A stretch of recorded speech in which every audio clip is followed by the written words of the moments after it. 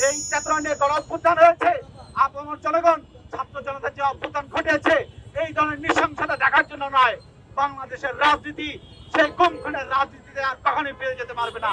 যারা এই হত্যা, গুম, খুন, ভয় ত্রাসের মাধ্যমে রাজনীতি করতে যাবে, তাদের ভবিষ্যৎ বাংলাদেশে তাদের রাজনীতির কোনো ঠাঁই হবে না। বন্ধুগণ, আমরা বাংলাদেশে যে একটি রক্তক্ষয়ী গণ অভ্যুত্থানের মাধ্যমে যে দেশ আমরা নির্মাণ করছি, এই দেশে আমরা কোনো ধরনের এই ধরনের নৃশংসতা, এই ধরনের বর্বর হত্যাকাণ্ড, নৃশংসতা আমরা কোনোভাবে বরদাস্ত করবো না। এবং আমরা দেখবো একের পর এক ঘটনাগুলো ঘটছে, বিভিন্ন মত তৈরি করে বিভিন্ন ধরনের সন্ত্রাসী কর্মকাণ্ড সারা বাংলাদেশে ঘটছে। সেখানে প্রশাসন একটি কাঠের পুতুল হিসেবে সেখানে ভূমিকা পালন করছে। আমরা দেখতে পাবো স্বরাষ্ট্রমন্ত্রী বিভিন্ন জায়গাতে কোন পুলিশ সদস্য কি খেলো না খেলো, কয় টাকা বেতন পেলো, তার খুব মনোচাটন হয়ে যায়।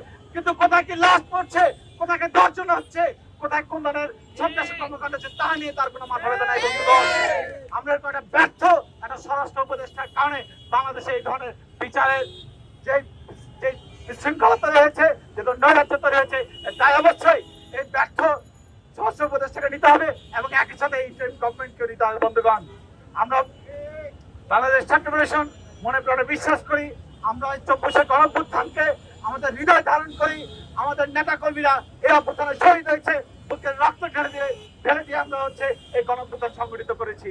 আমরা বাংলাদেশে এই ধরনের বিচারহীনতা সংস্কৃতি, গুম খুনের সংস্কৃতি আমরা জারি রাখতে দেবো না। বন্ধুগণ, এবং আমরা দায়িত্বহীনভাবে বলতে চাই, এই ঘটনার সাথে যারাই জড়িত আছে, সেখানে শোনা যাচ্ছে যুব দলের পরিচয় দানকারী সেখানে নেতৃবৃন্দ সেখানে উপস্থিত ছিল এবং আমরা পত্র-পত্রিকা মারফত সেটা জেনেছি। এবং বিএনপি বলতে একই হুঁশিয়ারি উচ্চারণ করে বলতে চাই, আওয়ামী লীগে যে পরিণত হয়েছে, আওয়ামী লীগ যেভাবে ল্যাচ গুটিয়ে বাংলাদেশ থেকে পালিয়েছে, তাদের গুম খুন, তাদের স্বৈরাচারী আচরণের কারণে, তাদের ফ্যাসিস্ট, তাদের ক্ষমতা কাঠামোর কারণে সে একই পথে আপনারা হাঁটবেন না। আপনাদের সাবধান করছি, আপনাদের হুঁশিয়ার করছি। বাংলাদেশের ভবিষ্যতের সুসংগঠিত গণতন্ত্রের জন্য আমাদের প্রত্যেকের রাজনৈতিক সমঝোতা দরকার এবং তার জন্য আমরা যে লড়াই করছি, আপনারা সেই লড়াইটাকে আপনারা ধ্বংস করে দেবেন না। বন্ধুগণ, আমরা